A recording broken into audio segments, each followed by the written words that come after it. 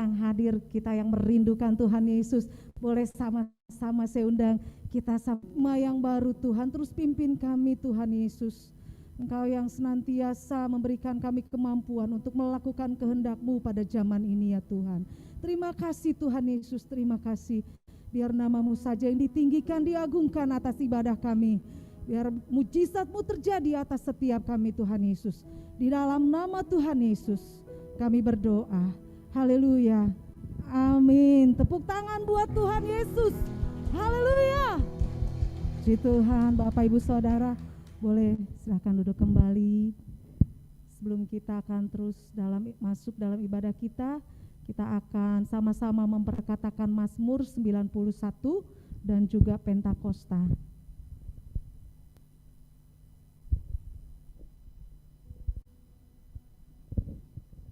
Haleluya. Mari kita perkatakan Mazmur 91. Dalam lindungan Allah. Orang yang duduk dalam lindungan yang maha tinggi dan bermalam dalam naungan yang maha kuasa akan berkata kepada Tuhan, tempat perlindunganku dan kubu pertahananku, Allahku yang kupercayai. Sungguh Dialah yang akan melepaskan engkau dari jerat penangkap burung, dari penyakit sampar yang busuk. Dengan kepaknya ia akan menudungi engkau, di bawah sayapnya engkau akan berlindung. Kesetiaannya ialah perisai dan pagar tembok. Engkau tak usah takut terhadap kedahsyatan malam, terhadap panah yang terbang di waktu siang, terhadap penyakit sampar yang berjalan di dalam gelap, terhadap penyakit menular yang mengamuk di waktu petang. Walau 1.000 orang rebah di sisimu dan 10.000 di sebelah kananmu, tetapi itu tidak akan menimpamu. Engkau hanya menontonnya dengan matamu sendiri dan melihat pembalasan terhadap orang-orang. Sebab Tuhan ialah tempat perlindunganmu, yang maha tinggi telah kau buat tempat perteduhanmu. Malapetaka tidak akan menimpa kamu, dan tulah tidak akan mendekat kepada kemahmu. Sebab malaikat-malaikatnya akan diperintahkannya kepadamu untuk menjaga engkau di segala jalanmu. Mereka akan menatang engkau di atas tangannya, supaya kakimu jangan terantuk kepada batu. Singa dan ular tedung akan kau langkahi. Engkau akan menginjak anak singa dan ular naga. Sungguh hatinya melekat kepadaku, maka aku akan meluputkannya. Aku akan membentenginya, sebab ia mengenal namaku. Bila ia berseru kepadaku, aku akan menjawab. Aku akan menyertai dia dalam kesesakan. Aku akan meluputkannya dan memuliakannya. Dengan panjang umur akan kukenyangkan dia, dan akan kuperlihatkan kepadanya keselamatan daripadaku. Amin.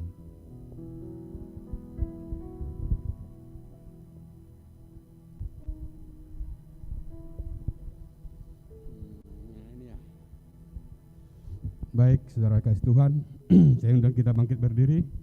Mari kita sama-sama perkatakan arti Pentakosta ketiga, yang terambil dari firman Tuhan 2 Korintus 4 ayat 13. Namun karena kami memiliki roh iman yang sama, seperti ada tertulis, aku percaya, aku berkata-kata, maka kami juga percaya, dan sebab itu kami juga akan berkata-kata. Anti Pentakosta ketiga. 1. Pentakosta ketiga adalah Peturahan Roh Kudus di zaman melebihi di zaman biasa. 2. Pentakosta ketiga akan mengakibatkan jiwa-jiwa terbesar yang datang. 3. Pentakosta ketiga akan membangkitkan generasi Yeremia, yaitu anak-anak muda yang dipengaruhi Roh Kudus, cinta mati-matian kepada Tuhan Yesus, mengurangi dosa, dan akan bergerak untuk menenangkan jiwa. 4. Pentakosta ketiga lahir dari Indonesia dan bergerak ke bangsa-bangsa. Gerakan ini dari timur ke barat dan akan kembali ke Yerusalem. 5. Pentakosta ketiga akan membangkitkan kuasa untuk menyelesaikan amanah agung, dan setelah itu Tuhan Yesus datang kembali. Amin. Tuhan Yesus. Puji Tuhan.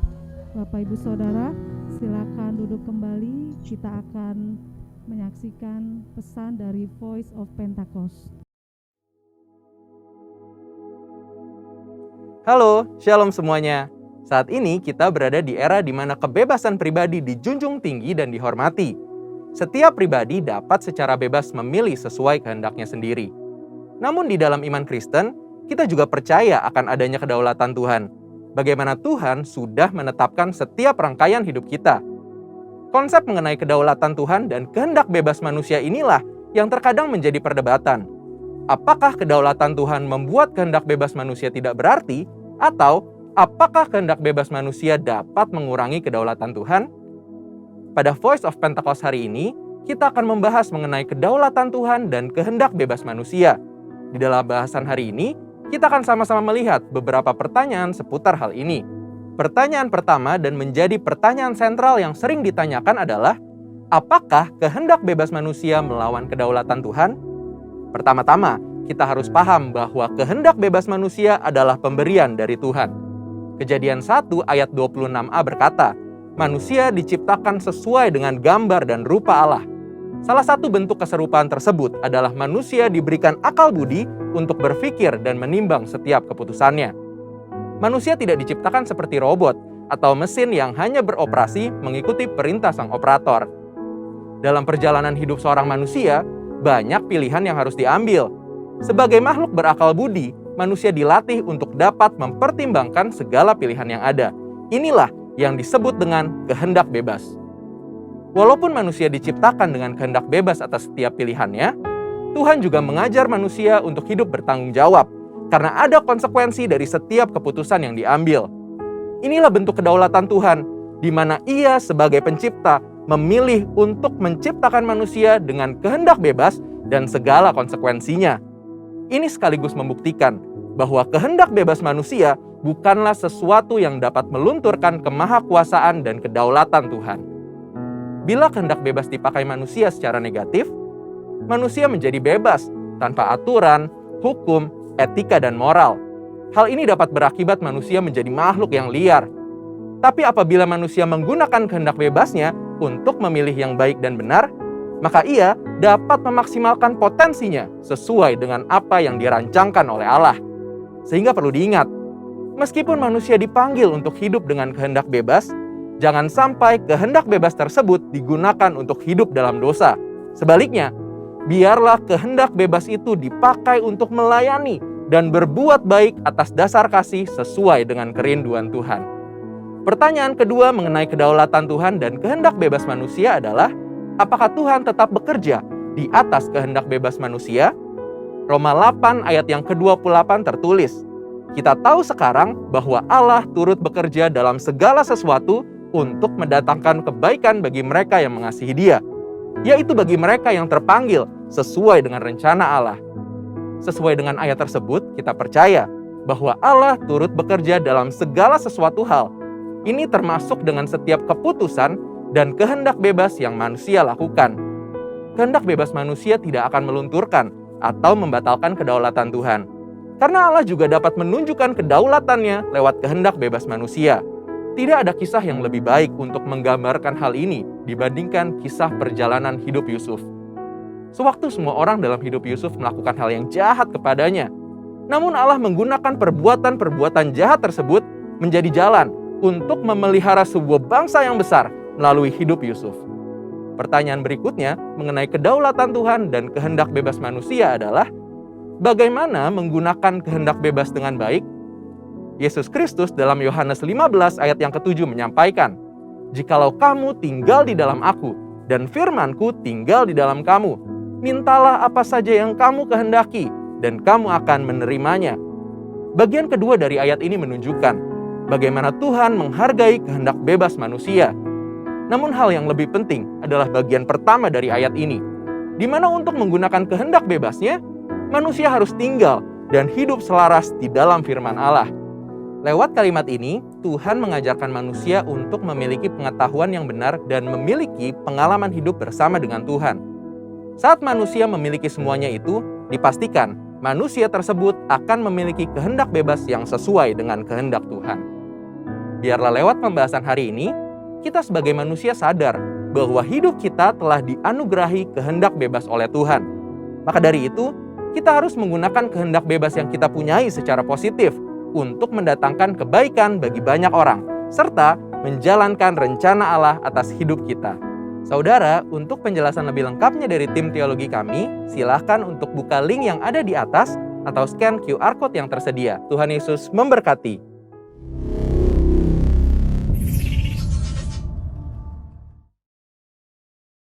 Yang baru 3 kali, amin. Sama-sama, 3, 2, 1. Tahun 2022 adalah tahun paradigma yang baru. Tahun 2022 adalah tahun paradigma yang baru. Tahun 2022 adalah tahun paradigma yang baru. Haleluya. Sebab ini musim yang baru. Amin. Haleluya.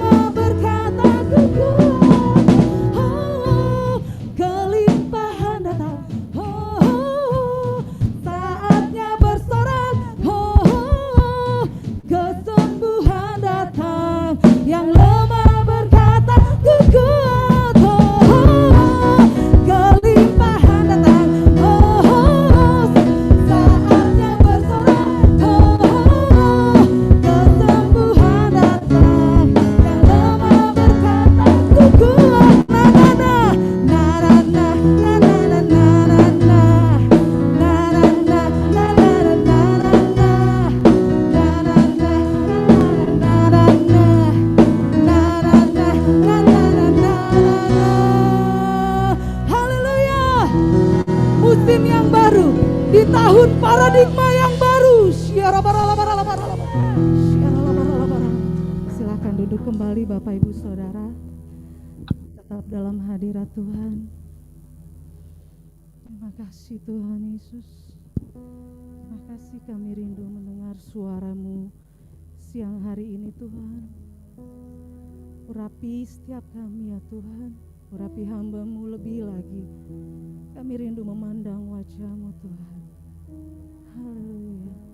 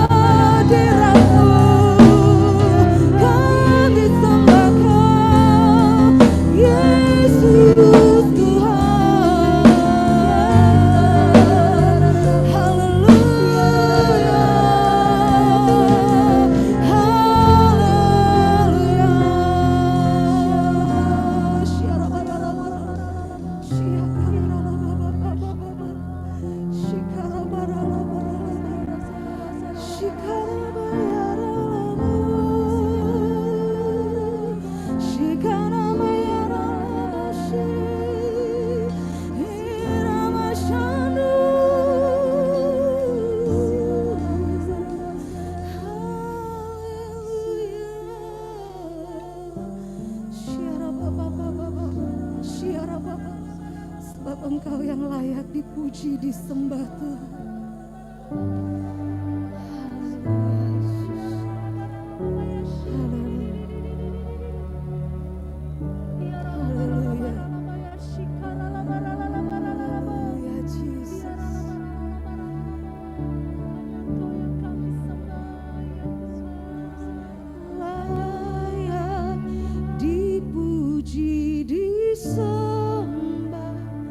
Kau yang bertata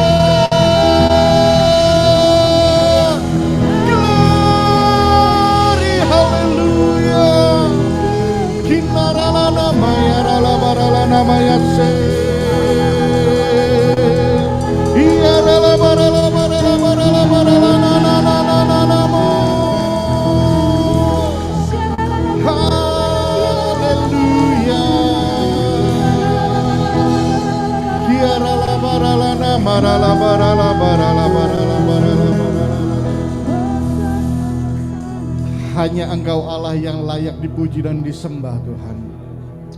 Terima kasih buat kehadiran-Mu di tempat ini. Kami membuka hati untuk Roh-Mu yang kudus itu bekerja sepenuhnya di tempat ini Tuhan. Mari Roh Kudus jamah setiap kami Tuhan.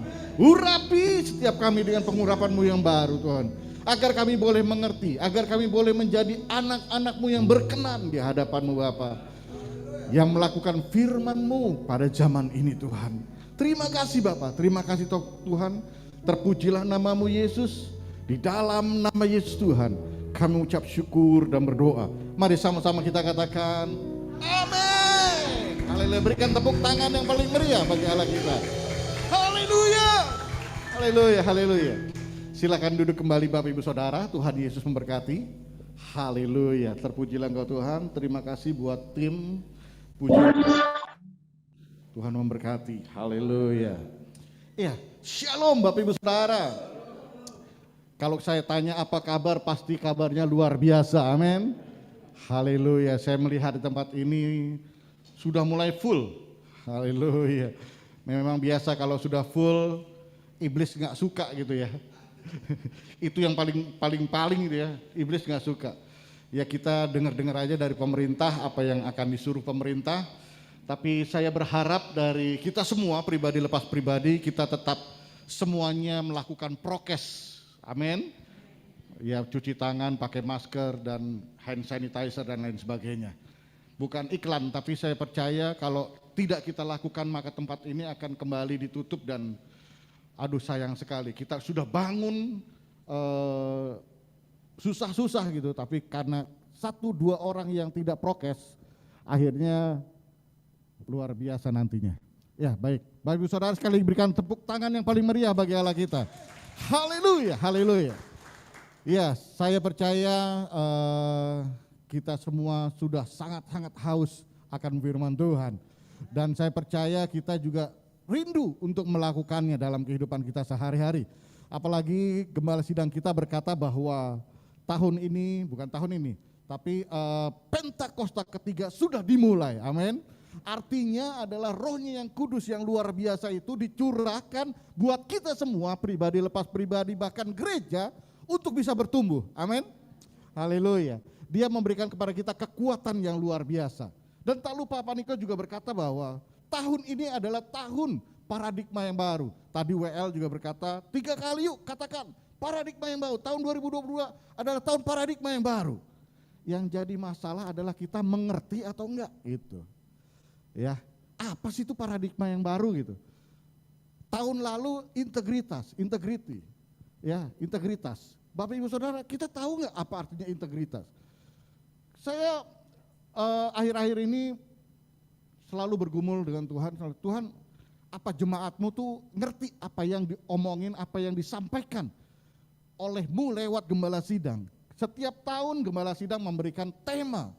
Setiap tahun gembala sidang diberikan visi oleh Tuhan untuk bisa dilakukan oleh jemaat Tuhan. Gerejanya yang ada di bawah GBI Jalan Gatot Subroto. Yang jadi masalah ngerti nggak? Atau tiap tahun tema itu lewat begitu aja gitu. Ya, tema itu nggak meresap dalam hidup kita. Kita tidak karena kita tidak mengerti, jadi ya udah lewat-lewat aja gitu. Ya, Bapak Saudara, hari ini saya memberi judul khotbah saya adalah paradigma yang baru, seperti yang tertera di depan ini. Tapi saya mengambil ayat yang di Filipi 3 ayat 13 dan 14. Mari Bapak Ibu Saudara saya bacakan buat Bapak Ibu Saudara yang dikasihi dalam Tuhan Yesus. Filipi 3 ayat 13 dan 14. Di sini dikatakan, saudara-saudara, aku sendiri tidak menganggap bahwa aku telah menangkapnya, tetapi ini yang kulakukan. Aku melupakan apa yang telah di belakangku dan mengarahkan diri kepada apa yang di hadapanku. 14. Dan berlari-lari kepada tujuan untuk memperoleh hadiah, yaitu panggilan surgawi dari Allah dalam Kristus Yesus. Apa yang ditinggalkan Paulus di belakang? Apa hubungannya tema paradigma yang baru dan Paulus yang ada meninggalkan apa yang di belakangnya? Bapak Ibu Saudara yang dikasihi Tuhan, arti dari kata paradigma, ya, arti dari kata paradigma yang baru, saya mengambilnya bukan karena hikmat saya, tetapi saya mengambilnya dari KBBI, yaitu Kamus Besar Bahasa Indonesia. Apa itu paradigma yang baru? Di sini dikatakan paradigma yang baru adalah kerangka, konsep, teoritis, pola berpikir. Kira-kira begitu ya. Jadi kira-kira paradigma yang baru itu kalau diterjemahkan dalam bahasa Indonesia adalah kerangka, konsep, teoritis, pola berpikir kita. Nah, sekarang apa hubungannya pola berpikir kita dengan segala sesuatu yang ditinggalkan Paulus yang ada di belakang? Ya, Bapak Ibu Saudara yang kasih Tuhan, peperangan terbesar di dalam kehidupan kita itu ada di dalam pikiran kita. Benar nggak? Mau nggak mau peperangan terbesar dalam kehidupan kita ada di pikiran kita. Contoh, aduh, besok saya mau makan apa ya? Nggak punya duit. Peperangan di pikiran kita, gitu. Atau apalagi, aduh, ini 2 hari lagi anak saya lulus sekolah nih. Mau masuk kemana nih? SD, SMP, SMA yang mana? Gitu, kira-kira gitu. Segala kekhawatiran ada di pikiran kita. Segala sesuatu dipikirkan oleh kita. Bapak Ibu Saudara yang kasih Tuhan, nah apa hubungannya paradigma yang baru, pemikiran yang baru ini untuk kehidupan kita gitu? Bagaimana caranya kita berubah? Ya, di dalam Roma 12 ayat 2. Saya jadi ingin membawa Bapak Ibu Saudara untuk mendapatkan satu pengertian yang benar gitu. Apa sih paradigma yang baru gitu ya, kira-kira begitu. Dalam Roma 12 ayat 2, di sini dikatakan, janganlah kamu menjadi serupa dengan dunia ini, tetapi berubahlah oleh pembaharuan budimu, garis bawahi, pembaharuan budimu, sehingga kamu dapat membedakan manakah kehendak Allah, apa yang baik, apa yang berkenan kepada Allah dan yang sempurna. Tadi di garis bawahi adalah perubahan budimu. Nah, sinkronisasi, kesamaan pikiran dan budi itu sama ya kira-kira ya. Sama ya, budi pekerti kita, pikiran kita itu sama. Paulus berkatakan demikian di dalam Roma. Ya, kita harus berubah. Nah, mengacu dari Filipi 3 ayat 13 dan Roma 12 ayat 2, di sini saya simpulkan bahwa dapat disimpulkan bahwa dengan paradigma yang baru kita dituntut untuk merubah, membuang cara hidup kita yang lama dan berusaha memakai cara hidup kita yang baru. Nah, sudah mulai jelas ya. Jadi paradigma yang baru itu gimana? Yang Paulus katakan tuh meninggalkan apa yang di belakangnya tuh gimana? Kira-kira udah mulai jelas. Ya kan kadang-kadang kita paradigma yang baru. Apa sih paradigma yang baru? Nah, sekarang udah mulai jelas apa yang harus kita rubah gitu. Ya, Bapak Ibu Saudara yang kasih Tuhan, kalau berbicara masalah kelemahan hidup kita, kekurangan hidup kita, itu hanya Bapak Ibu, saya dan Tuhan yang tahu. Kira-kira begitu ya. Atau paling tahu adalah keluarga kita di rumah.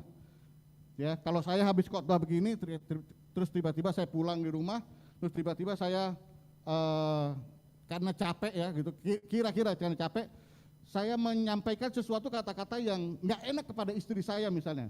Terus tiba-tiba istri saya marah dan akan berkata demikian, lo khotbah seperti malaikat, di panggung seperti malaikat, tapi di rumah lo kayak setan. Kira-kira begitu ya, kira-kira begitu ya. Bapak Ibu Saudara yang kasih Tuhan, saya giring Bapak Ibu Saudara ke tempat ini begini, adalah gini, kekurangan kita, saya akan bahas 2 kekurangan kita yang harus kita rubah di dalam kehidupan kita. Maaf, saya berapa menit ya Pak ya? 30 menit kira-kira ya, oke. Jadi kekurangan yang sering kita lakukan di dalam kehidupan kita. Yang pertama adalah bagaimana cara kita berkata-kata. Ini kekurangan kita yang pertama. Kita tuh selalu lost control akan mulut kita. Kita nggak terbiasa mengkontrol mulut kita. Kalau kita lagi tersinggung, kita akan berkata apa? Comberan. Kita akan berkata apa? Kebun binatang. Benar nggak kira-kira? Benar nggak kira-kira ya?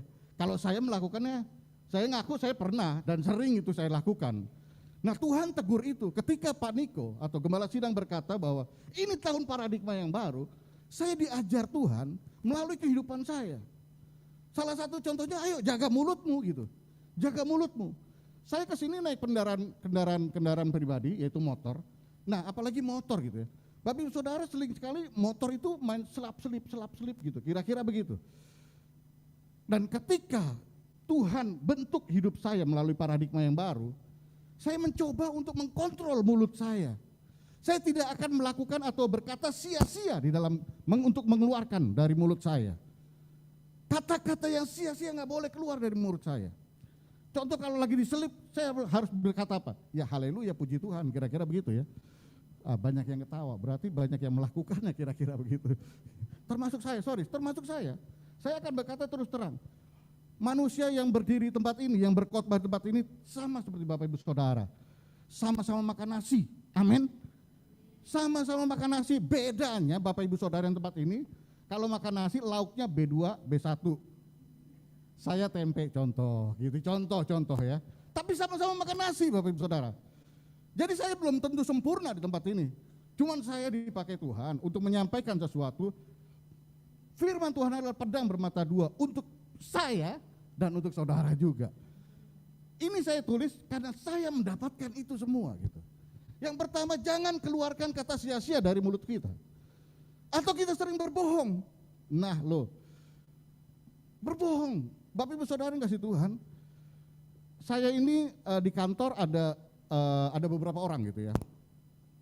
Ada beberapa orang, jadi kalau izin tidak masuk kantor, mereka akan WA ke saya, Bang Robertus atau Kak atau siapalah gitu ya, Pak gitu.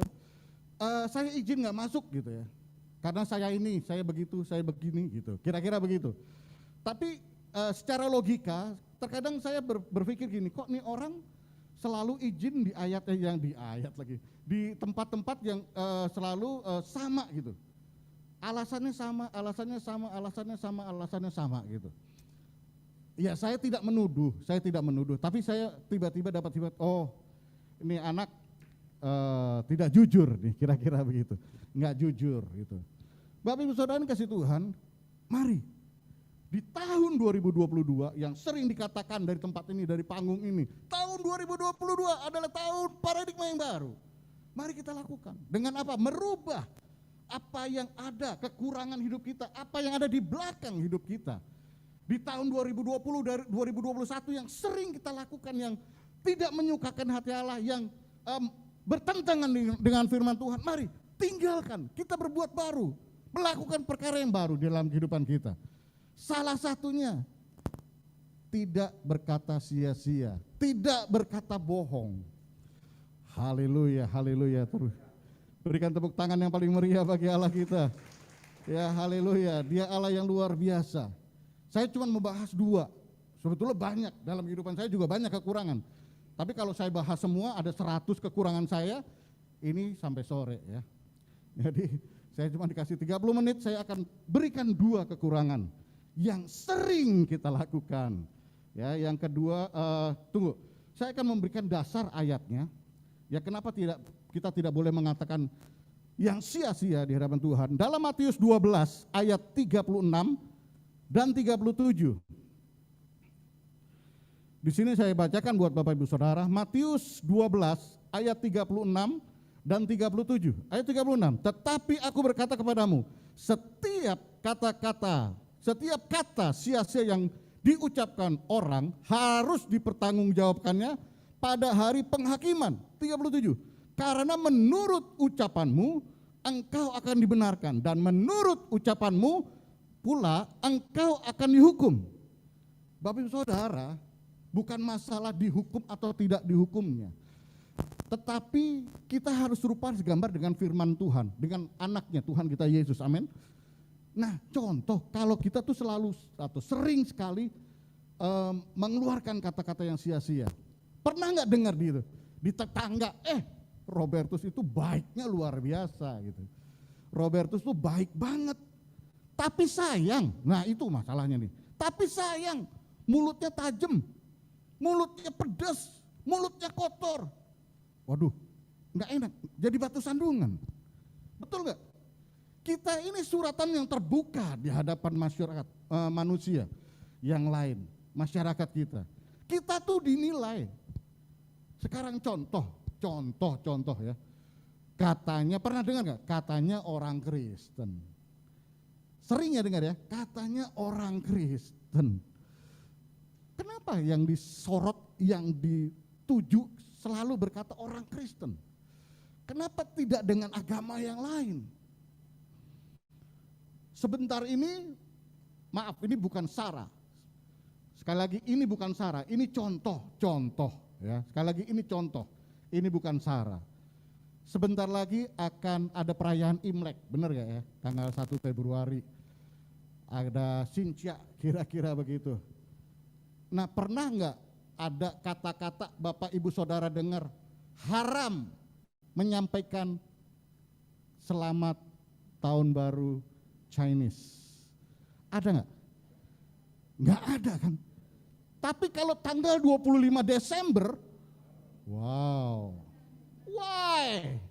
Kenapa cuman orang Kristen? Itulah kita dituntut supaya serupa segambar dengan Yesus Kristus. Mereka semua menerpa kita. Itu pembentukan Tuhan lewat masyarakat yang ada supaya kita serupa segambar dengan Kristus Tuhan. Sekali lagi, mari jaga mulut kita. Matius 15 ayat 18 dan 19. Tetapi apa yang keluar dari mulut berasal dari hati. Dan itulah yang menajiskan orang.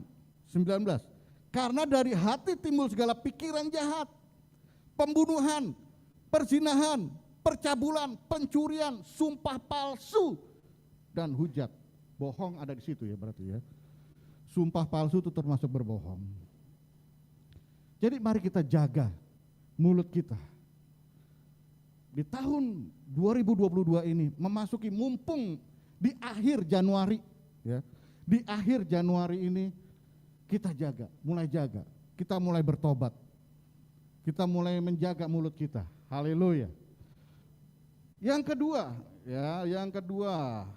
kedua ini adalah apa itu cara mengelola emosi? Mengelola emosi. Nah, mengelola emosi ini paling karena apalagi laki-laki itu kalau dicolek sedikit emosinya cepat naik gitu ya.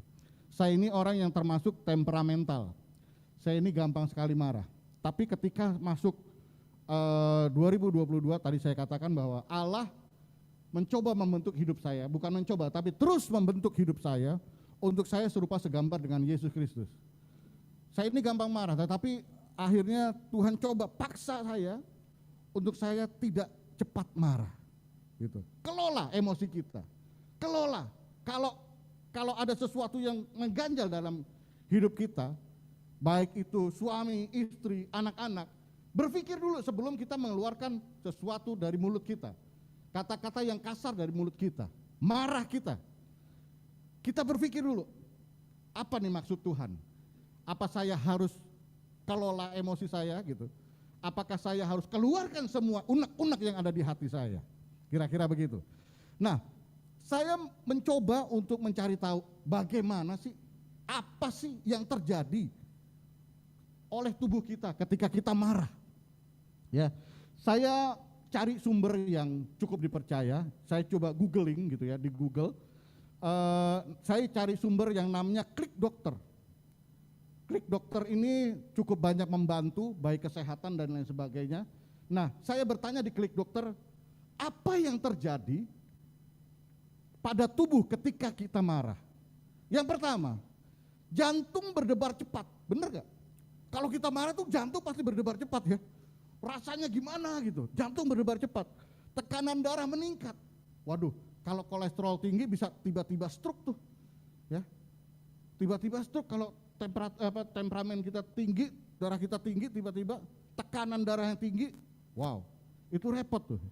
lalu nafas terasa pendek, rasanya ngos-ngosan, padahal kita nggak lari mengelilingi lapangan gitu, tapi rasanya nafas itu pendek gitu, nafas itu pendek, terus pencernaan terhambat, banyak hormon yang terlepas, salah satunya hormon kortisol. Hormon kortisol ini dapat merusak otak. Hormon kortisol dapat merusak otak. Terus kita juga merasa depresi. Pasti kalau kita marah depresi. Rasanya karena dari dalam hati kita mau kita keluarkan, tapi nggak bisa gitu kira-kira. Nggak bisa secara mungkin karena dia istri, gitu, anak, rasanya nggak mau nampar, nggak mau nonjok gitu kira. Tapi orang lain mungkin bisa kita lakukan. Bapak Ibu Saudara, dalam Efesus 4 ayat 26, Tuhan berkata gini. Dalam Efesus 4 ayat 26. Apabila kamu menjadi marah, janganlah kamu berbuat dosa. Janganlah matahari terbenam sebelum padam amarahmu. Kenapa Tuhan berkata demikian? Nah, kembali kepada efek yang timbul ketika kita marah pada tubuh kita. Kalau dari pagi kita marah, sampai sore kita marah terus gitu ya.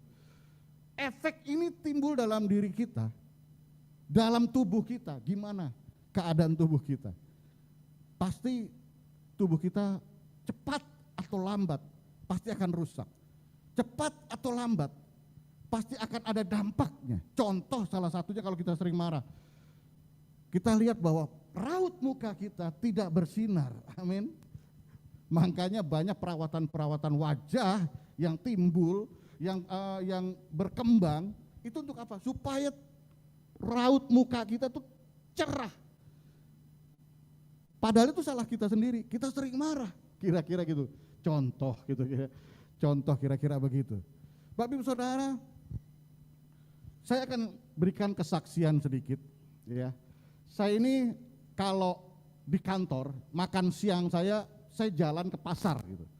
Ada sebuah warteg yang cukup lumayan enak lah. Saya dan rekan saya laki-laki, ya Ragil namanya, kalau Bapak Ibu Saudara sering, dia pimpin pujian di sini, bahkan khotbah di sini. Ragil sama saya jalan ke pasar untuk makan. Nah, satu hari tempat makan saya itu penuh gitu ya, penuh, banyak yang duduk, terus belakangnya nih tembok begini, kira-kira jaraknya begini, segini jalannya. Lalu saya coba untuk bersandar di tembok. Ragil juga bersandar di tembok karena tempat duduknya penuh gitu. Saya lihat dua orang sudah mulai selesai. Lalu saya bersabarlah, tapi orang wartegnya berkata, "Pak, kalau saya di sana dipanggil Pak D karena saya sering makan di situ. Pak D, ini makanannya nasinya satu atau setengah gitu ya." Biasa saya bilang saya setengah gitu. Tapi tunggu dulu, ini belum ada tempat duduk gitu. Terus dia tawarkan di tempat yang lain, duduk sana aja. Ah, nggak mau, saya bilang, nggak ada mejanya, cuma duduk terus piring saya pegang gitu. Saya nggak mau, saya tunggu aja dulu. Nah, setelah dua orang ini selesai makan, dia berdiri, "Pak, bayar dong," gitu. Ketika dia bilang bayar, nggak lama, hitungan detik, tiba-tiba dua orang emak-emak datang nyerobot. Dia duduk, Bapak Ibu Saudara, yang orang bilang Pak bayar sampai mundur satu langkah, mepet ke saya. Loh, ada apa ini? Kok tiba-tiba dua orang ini masuk, emak-emak? Waduh, saya ini dicuekin di belakang, saya ini nunggu di belakang, sopan loh kira-kira. Bapak Ibu Saudara,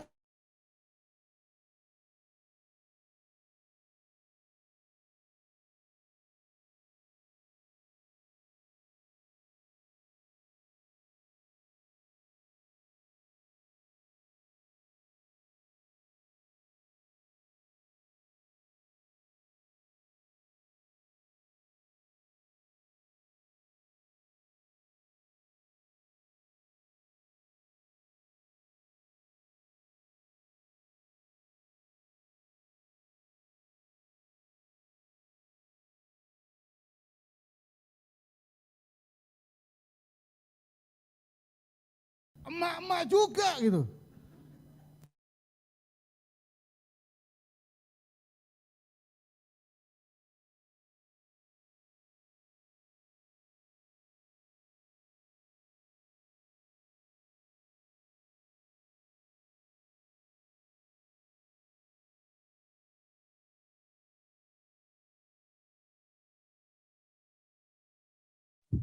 Kok bisa suaranya nggak ada ya? Tapi akhirnya ada sedikit geser. Saya duduk paling pojok. Ini orang mama yang robot terus ragil. Nah, oke. Makanan datang. Semprot kanan, semprot kiri pakai hand sanitizer. Masker saya belum saya buka. Setelah doa, baru pengen makan. Tiba-tiba sebelah saya bersih.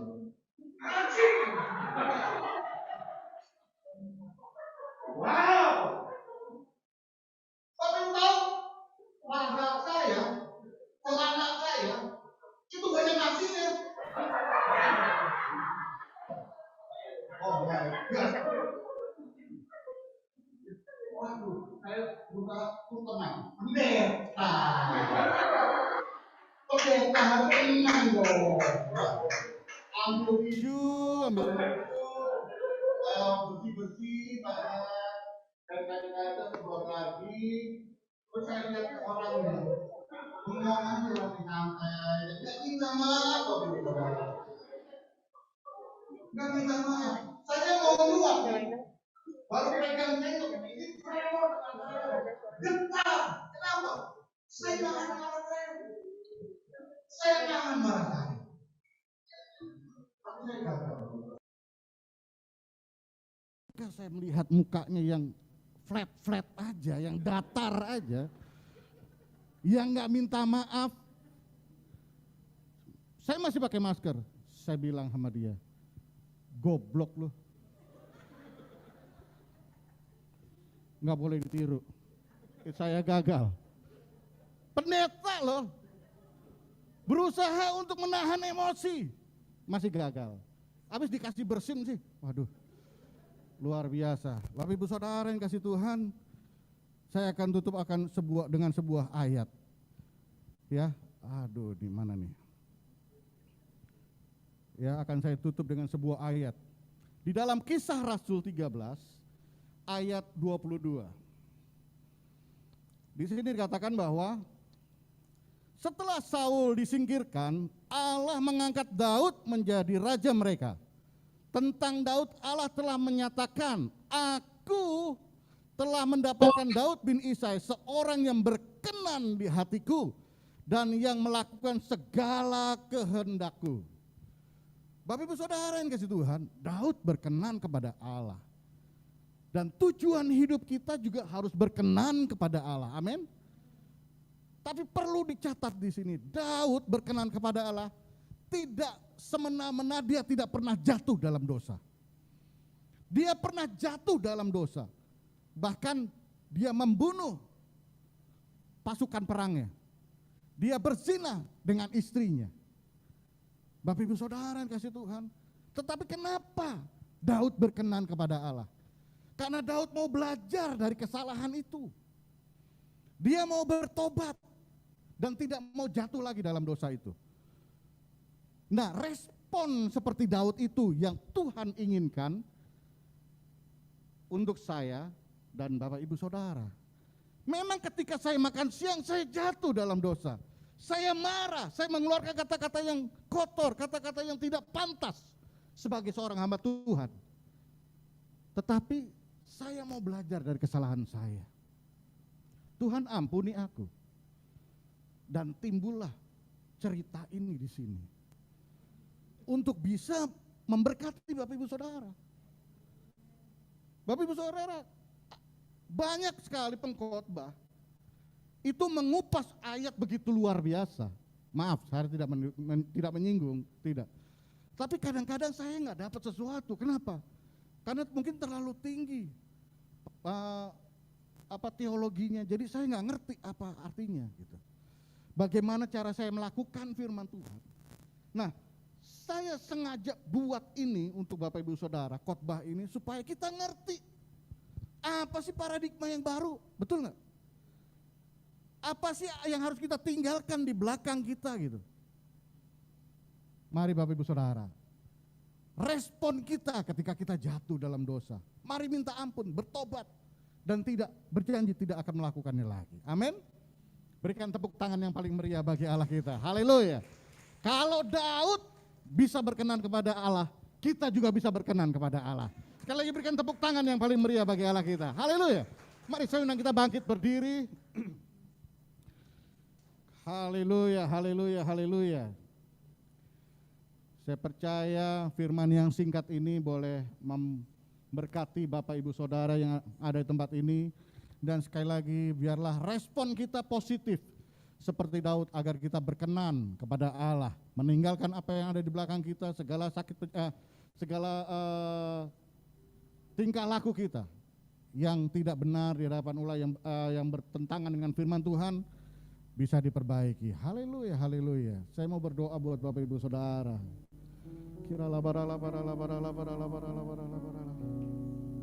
Mari buka hatimu. Buka hatimu, mari kita berbahasa roh, yang bisa berbahasa roh. Yuk, berbahasa roh. Ayo, sama-sama berbahasa roh. Yang belum bisa mari katakan haleluya, haleluya, haleluya. Haleluya.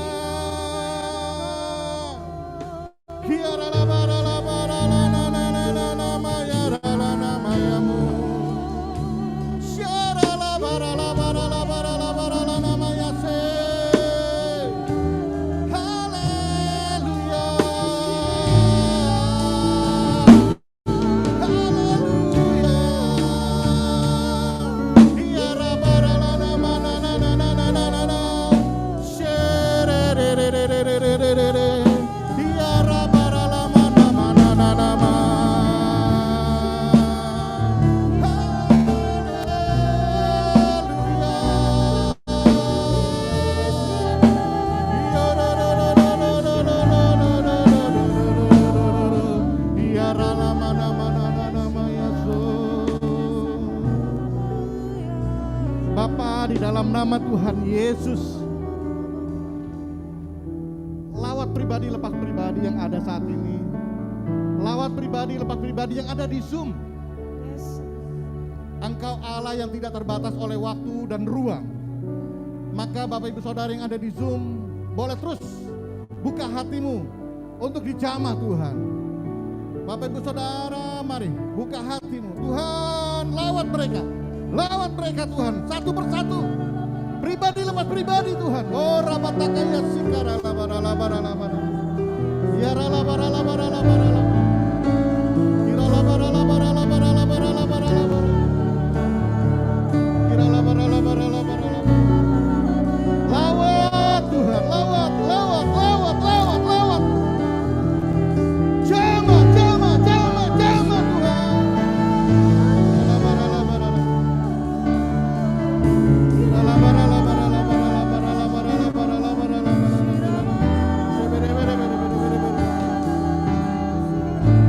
Satu hal Tuhan, kami manusia biasa, kami gampang jatuh dalam dosa. Tetapi Engkau telah berjanji memberikan kepada kami Pentakosta yang ketiga, pencurahan Roh-Mu yang luar biasa Tuhan. Kami mau Roh-Mu yang luar biasa itu menuntun hidup kami, menjamah hidup kami Tuhan, untuk kami hidup serupa segambar dengan Kristus, melakukan firman-Mu Tuhan. Kuatkan kami Tuhan, kuatkan kami dengan Roh-Mu. Kami berdoa Tuhan buat umat-Mu Tuhan, anak-anak-Mu Tuhan yang dalam keadaan sakit, kelemahan tubuh Tuhan. Bapa, dalam nama Yesus hamba-Mu berdoa di dalam nama Yesus. Yang ada di Zoom berharap kepada Allah, di dalam nama Yesus, di dalam nama Yesus, sembuh, sembuh, sembuh dalam nama Yesus, sembuh dalam nama Yesus, sembuh dalam nama Yesus, sembuh dalam nama Yesus. Warabaya sikara labara labara labara labara labara labara labara labara labara. Terima kasih Tuhan, terima kasih Tuhan. Kami juga nggak tahu Tuhan, hamba-Mu nggak tahu. Tapi kami percaya Tuhan, Engkau menyelidik sampai hati yang terdalam Tuhan. segala problem dan masalah hidup mereka Tuhan. Lihat mereka Tuhan, mereka menjerit kepadamu Bapa. Tolong mereka Tuhan, tolong mereka Tuhan. Buka jalan buat mereka Tuhan. Dalam nama Yesus, buka jalan buat masalah hidup mereka. Buka jalan Tuhan. Terima kasih Roh Kudus, buka jalan buat mereka. Bukakan tingkat langit, berkati mereka Tuhan. Berkati mereka Roh Kudus. Terima kasih Tuhan Yesus. Terima kasih Roh Kudus. Terpujilah namamu. Terpujilah namamu Tuhan. Sama-sama di dalam nama Yesus Tuhan. Katakan amin. Berikan sekali lagi tepuk tangan yang paling meriah. Haleluya. Puji Tuhan, Bapak Ibu Saudara, silahkan duduk kembali. Haleluya. Seberapa kita yang diberkati firman Tuhan siang hari ini, boleh lambaikan tangannya, amin. Haleluya. Yang di rumah juga, saya percaya, kita percaya semuanya diberkati, amin. Dan siang hari ini kita akan bawa persembahan kita. Bapak Ibu Saudara, mari kita akan bersama-sama berdoa untuk persembahan dan juga kita akan mendengarkan pengumuman untuk sepekan.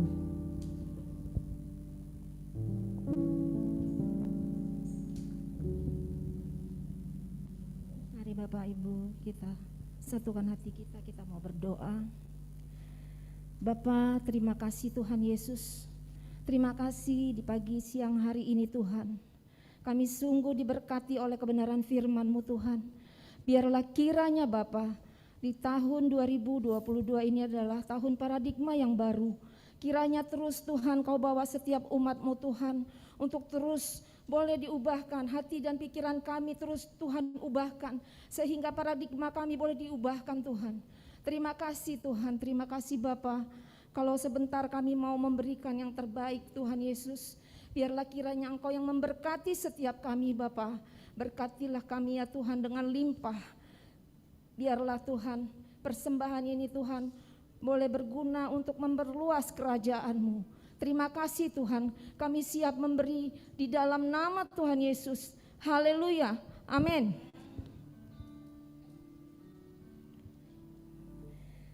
Bapak, Ibu, Saudara, untuk persembahan umum, kolekte, persepuluhan, dan persembahan lainnya dapat dilakukan melalui transfer ke nomor rekening yang tertera di layar Bapak Ibu sekalian. Bila sudah memberikan persembahan, harap mengirimkan bukti transfer kepada Ibu Rami di nomor yang tertera di layar kaca Anda. Atau bisa menggunakan fasilitas pembayaran elektronik seperti OVO, GoPay, ShopeePay, Dana, dan lain-lain tanpa nominal minimum dengan men-scan QR Code yang tertera di layar. Terima kasih, Tuhan Yesus memberkati.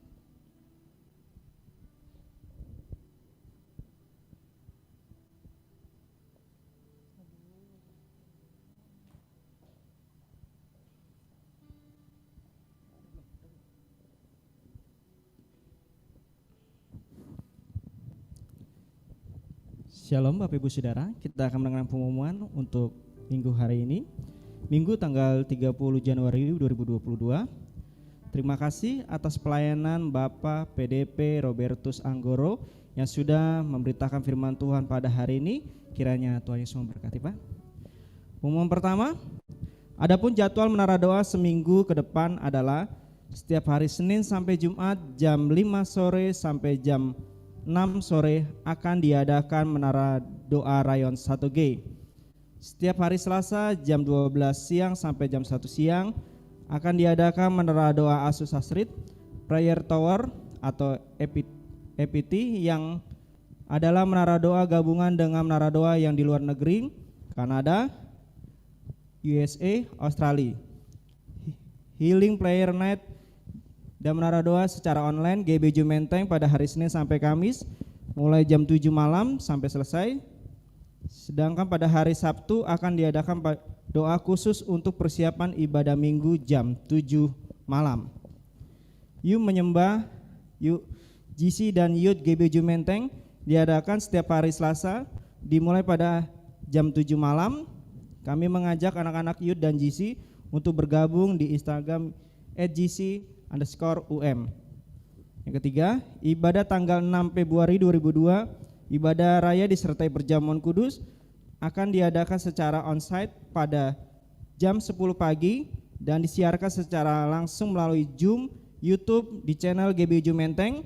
Ibadah akan dilayani oleh Karayon Bapak Pendeta Johannes Raja Guguk, ST CBC. Sekolah minggu akan diadakan secara online dimulai pada jam 8 pagi. Bagi yang mau ikut ibadah onsite di gereja akan diberlakukan protokol kesehatan dan wajib mendaftar ke sekretariat atau ke konter ibadah. Yang keempat, Menara Doa Pelayan Jemaat atau MDPJ secara online diadakan pada hari Sabtu tanggal 5 Februari 2022 jam 10 pagi. Seluruh pengerja yang sudah terdaftar dalam MDPJ wajib bergabung dalam doa ini. Yang kelima, Berita Kul atau Community of Love, komunitas kasih GBI Ujung Menteng akan diadakan ibadah kul gabungan secara online. Kami mengundang seluruh anggota kul dan jemaat bagi yang untuk bergabung dalam kul gabungan Zoom online akan diadakan pada hari Jumat 4 Februari jam 7 malam. Yang keenam, bagi member Maranatha jangan lupa untuk membayar iuran tepat waktu. Masih tersedia kuota 40 lagi untuk keanggotaan baru. Silakan jemaat mendaftarkan anggota keluarga yang lain walaupun tidak berjemaat di kita, asalkan masih anggota keluarga. Untuk keterangan lebih lanjut dapat menghubungi Ibu Lydia di nomor yang tertera di layar Anda. Member Maranatha adalah pelayanan kedukaan. Yang ketujuh, demikian pengumuman minggu ini. Jaga kesehatan selalu, Tuhan Yesus memberkati. Puji Tuhan, Bapak Ibu Saudara, kita akan segera akhiri ibadah siang hari ini. Mari sama-sama kita bangkit berdiri. Bagi Dia segala pujian, hormat serta syukur, kekal selamanya. Bagi Dia segala pujian, hormat serta syukur, selama-lamanya.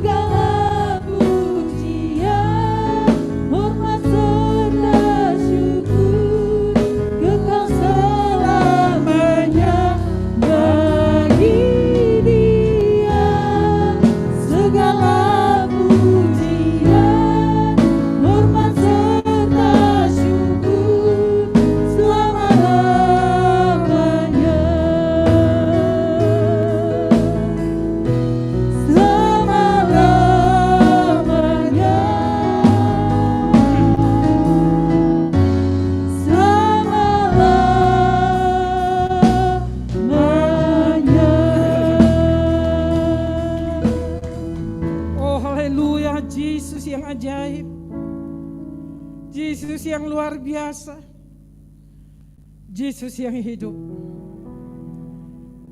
Ini kami Bapa, umat-umat-Mu. Layak kami puji Engkau Bapa dan kami sembah. Kami angkat tangan kami di hadapan-Mu Tuhan untuk menyerahkan seluruh hidup kami Bapa ke dalam tangan kuasa-Mu. Biar Bapa yang menuntun kami di setiap langkah hidup kami Tuhan. Terima kasih Bapa di dalam surga. Kami sangat bersyukur di siang hari ini Tuhan. Masih kami boleh beribadah di hadapan-Mu, mempergunakan waktu yang Kau sediakan bagi kami. Di dalamnya kami merasakan hadirat-Mu Tuhan Yesus. Kami bersyukur hadirat-Mu Kau nyatakan di tempat ini. Karena di dalamnya kami dipuaskan. Di dalamnya kami disembuhkan. Di dalamnya kami dimerdekakan di dalam nama Yesus. Terima kasih Bapa. Terima kasih oh Yesus yang luar biasa. Lo siang hari ini Tuhan, firman-Mu begitu indah untuk mengubah hati pikiran kami. Di tahun 2022 ini, tahun paradigma yang baru Engkau curahkan bagi kami umat-umat-Mu. Khususnya GBI Ujung Menteng pada siang hari ini diberkati luangan luar biasa. Biarlah Tuhan pembentukannya terus kami dapat melakukannya. Proses demi proses dalam hidup kami Tuhan. Boleh kami memiliki kekuatan kemampuan yang daripada-Mu. Sehingga kami berkenan di hadapan-Mu Tuhan. Terima kasih Bapa. Terima kasih Roh Kudus. Berkati hamba-Mu Pendeta Robertus Tuhan. Yang menyampaikan kebenaran firman-Mu di siang hari ini.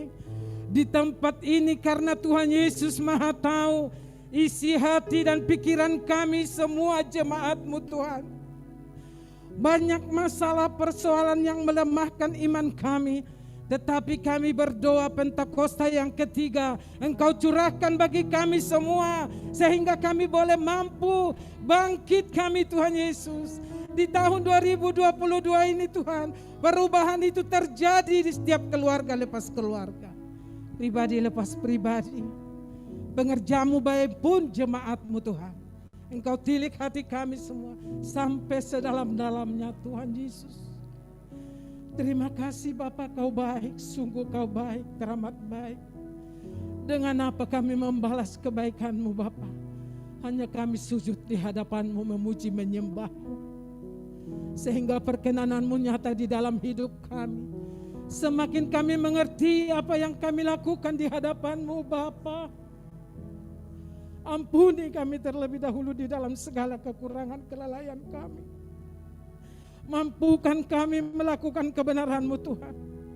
Hikmat pengertian-Mu Engkau curahkan bagi kami semua Tuhan. Supaya kami mengerti apa yang hendak kami lakukan. Dunia ini semakin jahat adanya. Kedatangan-Mu sudah semakin singkat Bapa. Biar kami tetap siap di hadapan-Mu. Tuhan yang memakai kami semua dan mengurapi dengan urapan yang baru. Terima kasih Bapa. Terima kasih kami serahkan seluruh hidup kami ke dalam tangan-Mu. Banyak hal yang kami doakan di hadapan-Mu Tuhan. Dengan waktu yang terbatas kami tetap bersyukur kepada-Mu. Baik juga yang melalui Zoom diberkati semuanya. Semua yang ada di gereja ini diberkati. Dijamah dipulihkan kami semua Tuhan. Diberkati semua pelayan-pelayan-Mu yang ambil bagian pada siang hari ini Tuhan. Baik pemain musik, WL Singer, semuanya, pembaca pengumuman. Oh Tuhan Yesus, pendoa syafaat pribadi hamba-Mu ini dipakai dengan luar biasa. Kerinduan hamba-Mu urapi terus dengan urapan yang baru Tuhan. Karena masih banyak tugas kami semua hamba-hamba-Mu. Masih banyak saudara-saudara kami yang belum mengenal Engkau Tuhan. Jamah semua lawat supaya mereka mengenal Engkau Yesus luar biasa, juru selamat Tuhan. Tanpa Yesus kami sia-sia. Itu sebabnya kami selalu mendekatkan diri kepada-Mu supaya Yesus yang berkuasa atas hidup kami, supaya Yesus yang menguasai hati pikiran kami sehingga kami semakin berkenan di hadapan-Mu. Kami bangga punya Tuhan Yesus yang luar biasa. Engkau memberkati juga semua guru-guru sekolah minggu, anak-anak sekolah minggu, melalui Zoom juga anak gizi, anak youth semuanya. Diberkati anak-anak muda kami, pergaulannya Tuhan diberkati. Yang sudah bekerja diberkati dimanapun bekerja. Yang belum bekerja dibuka jalan yang terbaik Tuhan. Engkau memberkati kami semua, baik setiap orang tua, berikan kekuatan, kemampuan, kesehatan, supaya kami kuat untuk berdoa. Di setiap rumah tangga menjadi tiang doa Tuhan, supaya anak-anak kami juga semua, keluarga kami, menantu kami, cucu kami, berkenan di hadapan-Mu Tuhan. Oh terima kasih Tuhan Yesus, berkati bangsa kami Indonesia. Bangsa kami yang besar di mana kami tinggal. Engkau memberkati kepemerintahan kami, pemerintahan tertinggi Presiden Jokowi, baik wakilnya Maruf Amin, Menteri Kabinet semua Polri, TNI, juga RT RW semuanya diberkati dari Sabang sampai Merauke. Biarlah Tuhan yang memakai pemimpin kami, baik gubernur, bupati dimanapun, ajar mereka takut akan Tuhan untuk menjalankan roda kepemimpinan di bangsa kami. Terima kasih Bapak, terima kasih Engkau memberkati kami semua. Lalu sebentar sebelum kami berpisah, biarlah kami menerima berkat melalui hamba-Mu di dalam nama Yesus. Mari Bapak Ibu Saudara sekalian yang di Zoom, yang di online, dan kita semua buka hatimu, angkat tanganmu untuk menerima berkat Tuhan. Terimalah berkat damai sejahtera dan sukacita yang berlimpah dari Allah Bapa kita di surga, Tuhan Yesus Kristus, Persekutuan penghiburan yang manis bersama Roh Kudus biarlah menyertai kita semua saat ini dan sampai Tuhan Yesus datang untuk kedua kalinya dan sampai kekal selama-lamanya. Apapun yang kau lakukan, kau kerjakan, Tuhan buat berhasil dan beruntung. Jika engkau merenungkan, memperkatakan, dan melakukan firman Tuhan. Bagi kita semua yang percaya, bersama-sama kita katakan, amin. Haleluya. Selamat hari Minggu. Tuhan Yesus memberkati. Salam sehat semua. Tetap semangat dan tetap protokol kesehatan. Haleluya. Selamat hari Minggu semua yang ada di rumah. God bless all. Tuhan berkati. Haleluya. Nana.